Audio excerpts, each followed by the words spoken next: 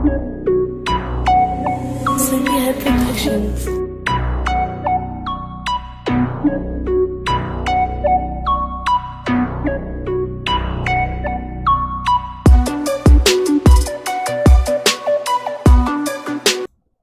Hey, how's it going everyone? Mick Ambrose from All About Tech. Welcome back to another video. In today's video, we're going to be talking about some news and articles that have come out in regards to ETN in the last day.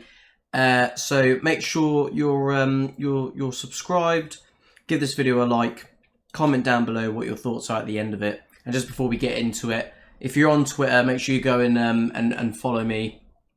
I post and retweet all things ETN related, and also do all my own tech related stuff as well, like this awesome little handheld called the BitBoy. If you're into little retro emulation stuff, go check out this video. It's such a cool little device and it's so cheap as well. But yeah, let's get straight into it. So the first thing I want to talk about is this tweet here from ETN. This was a couple days ago now, but I haven't managed to cover it yet. But yeah, so ETN is now paired with AED on BitBNS. BitBNS, I think, is that big Indian exchange, or that regional exchange. If you click on the link, you'll see that the United Arab Emirates citizens can now use their fiat currency AED to buy cryptocurrencies, and it just so happens that ETN is one of those cryptocurrencies on BitBNS which you can now trade with. So that's another fiat pairing. It's another direct route into a region. Absolutely fantastic. Not obviously, it's not like a direct ETN.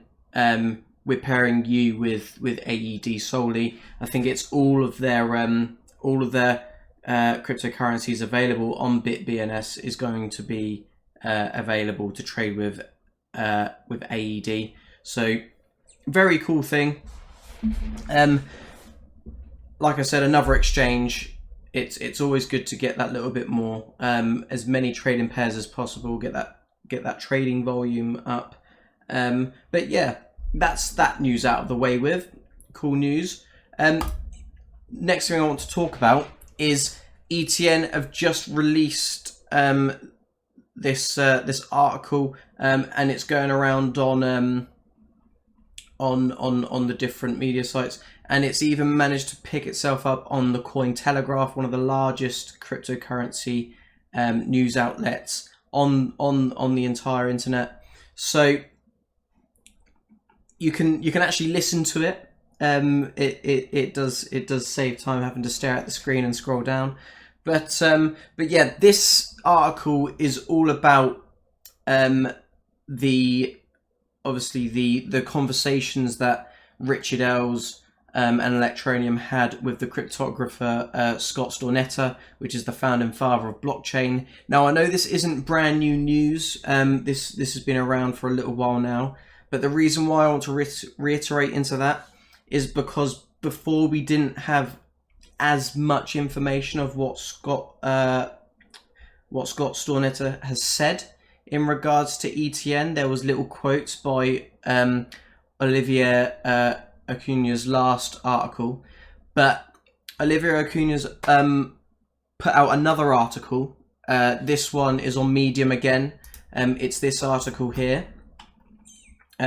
And there are so many more quotes in regards to what he says about ETN. And I'm going to go through with a couple of them with you guys in just a second. But yeah, Cointelegraph covers this very briefly. You can go on it, just press play and just listen to it if you don't want to go through and read it. It's considerably shorter than the Medium article.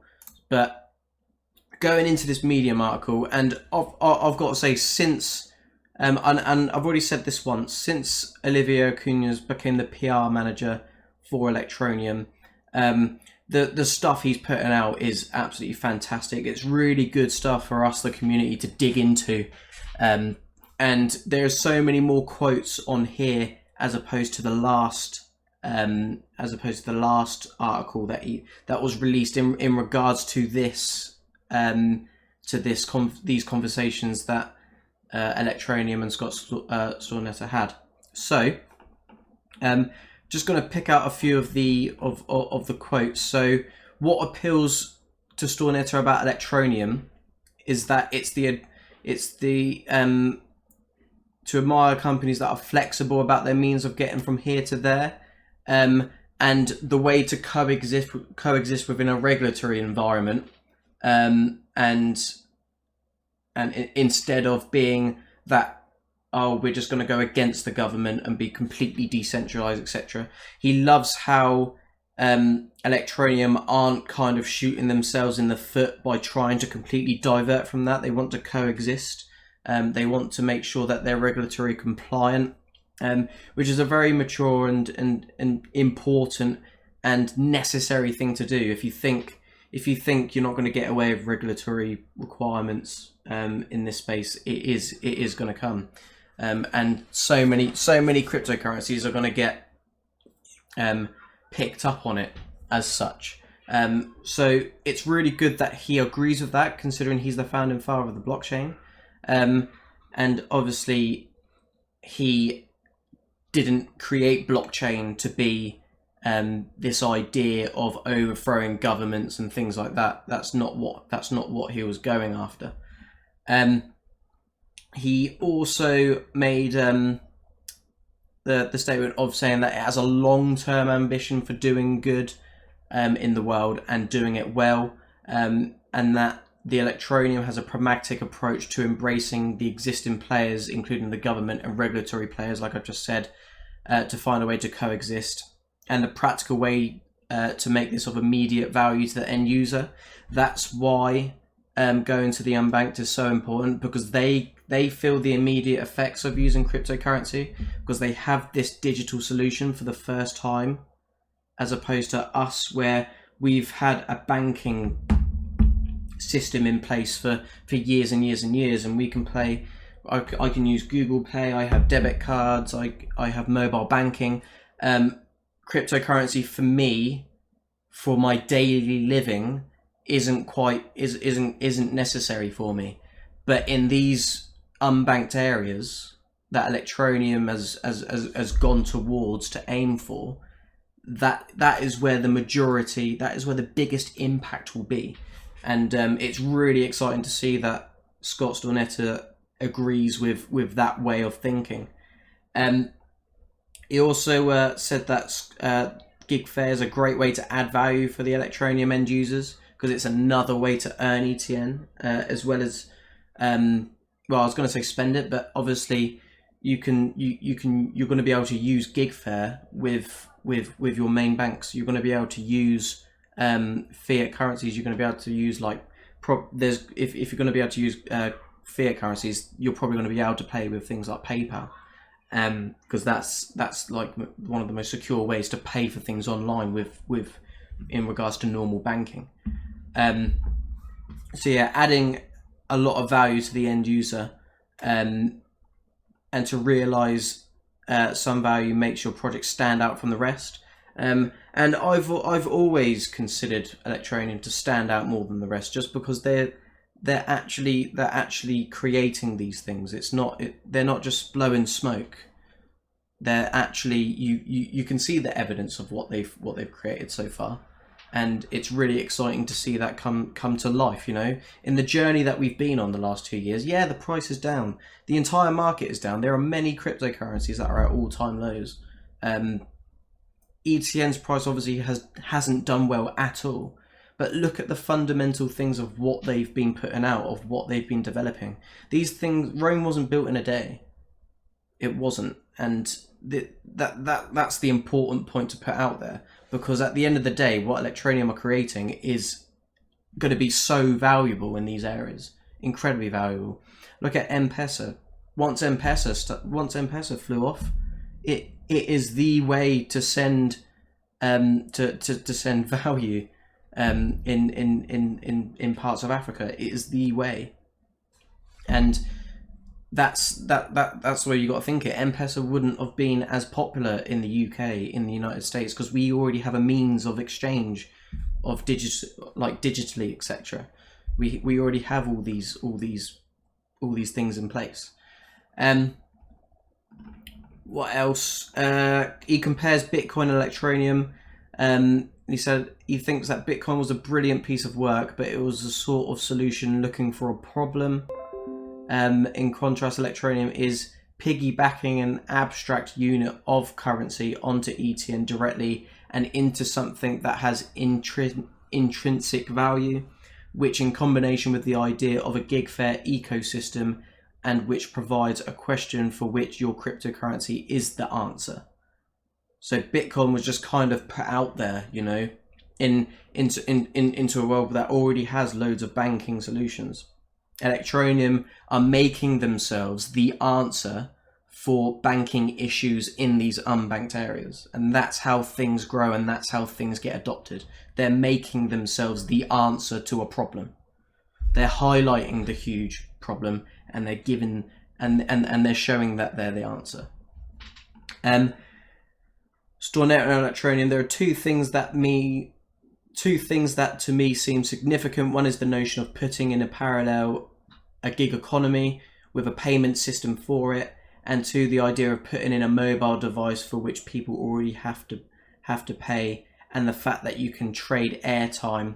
Airtime is sort of, as I have said, a self-embedded currency that doesn't have to be converted into anything else in order to be useful for trading and sharing and exchanging. Because that's what people do in these unbanked areas. They trade airtime for real goods, because it has that value. And then going into the last couple bits here, you talked about network security, about the moderated blockchain, and about the misconception that people think that the more hashing power you have on a network, the more secure the network is, when actually he states that the thing of keeping a blockchain secure, it's not a technical fault, it's a social engineering, which is what he states here. Let's see if I can find where it is, because I think it was a really here we go. He said that the fundamental, because of trusting the record, is ultimately not a technical problem but a social engineering problem. It's more disparate unaligned parties that hold a copy of the record, the more trustworthiness of the record at a social and cryptographic scale. So having these NGOs, different kinds of NGOs that aren't in any way related to each other, more of them, the more secure the network. Not 100,000 people securing the network, because if you've got 100,000 people all within 3 main mining pools, that's actually less trustworthy than, say, 7 NGOs all running just one miner each. Because the network's still running, but you have a lot more separate entities controlling that network, as opposed to like 3 or 4 large mining pools with hundreds of thousands of people on. So it's really nice to see that he's complementing their moderated blockchain as well, the proof of responsibility algorithm, which is, look, you can FUD all you like in regards to ETN's price, but when it comes to their developments and everything like that, there's just nothing. You can't argue with this. You just can't. And then the last part is about the permission versus permissionless, which obviously goes on about the blockchain, about the know your customer, anti-money laundering, compliancy. He's really given Electroneum credit where credit's due, and I definitely recommend you going away. I'll leave a link in the description to this article and going through the entire thing.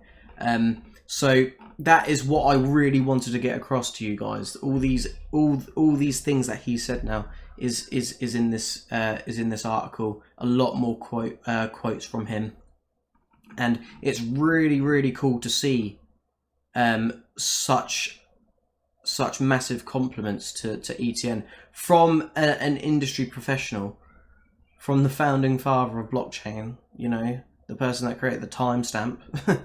for it. So yeah, let me know what you guys think about about this article in the comments below. Make sure you like this video, make sure you share it, make sure you're subscribed to All About Tech, and I'll catch you guys out in the next video. Peace out.